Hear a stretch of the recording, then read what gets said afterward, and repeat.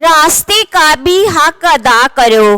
حضرت ابو سعید رضی اللہ تعالیٰ عنہ نے بیان کیا کہ نبی کریم صلی اللہ علیہ وآلہ وسلم نے فرمایا، راستوں میں بیٹھنے سے بچو۔ صحابہ نے عرض کیا، ہم تو وہاں بیٹھنے پر مجبور ہیں، وہی ہمارے بیٹھنے کی جگہ ہوتی ہے کہ جہاں ہم باتیں کرتے ہیں۔ اس پر آپ صلی اللہ علیہ وآلہ وسلم نے فرمایا کہ اگر وہاں بیٹھنے کی مجبوری ہی ہے تو راستے کا حق بھی ادا کرو۔ صحابہ کرام رضی اللہ تعالیٰ عنہ نے پوچھا، اور راستے کا حق کیا ہے؟ آپ صلی اللہ علیہ وآلہ وسلم نے فرمایا، نگاہ نیچی رکھنا، کسی کو ایذا دینے سے بچنا، سلام کا جواب دینا، اچھی باتوں کے لیے لوگوں کو حکم کرنا اور بری باتوں سے روکنا۔ اللہ تعالیٰ کے راستے میں کون لڑتا ہے؟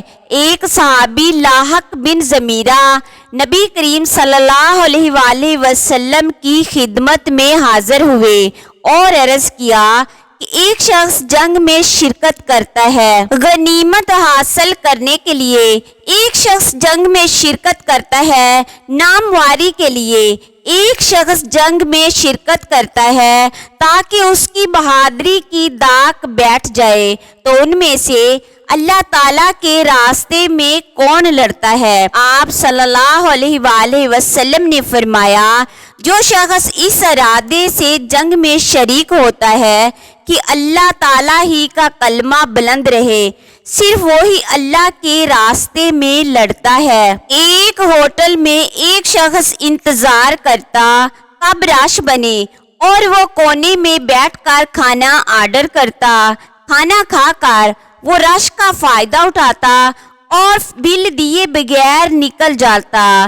اسی ہوٹل میں روز آنے والے ایک گاہک نے اسے نوٹس کر لیا۔ وہ ہوٹل مالک کے پاس گیا اور وہ شخص دکھا کر کہا، اس نے یہ روز کا معمول بنایا ہوا ہے۔ ہوٹل مالک نے مسکرا کر اپنے اس گاہک سے کہا، صرف تم نے ہی نہیں اور بھی میرے کچھ گاہک مجھے اس کے بارے میں بتا چکے ہیں، لیکن اسے خاموشی سے جانے دو۔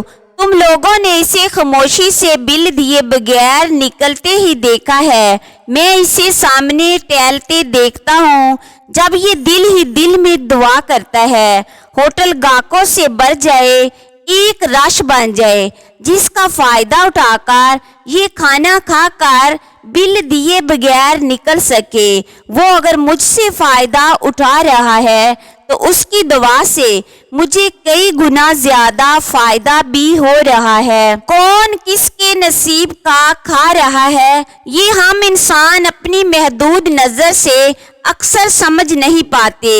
یہی محدود نظر جب سمٹ کر خود غرضی بن جائے تو فطرت اپنی وہ عنایت ہم پر سے سمیٹ لیتی ہے جو دوسروں کے نصیب کی بارش ہماری جولی میں برساتی ہے۔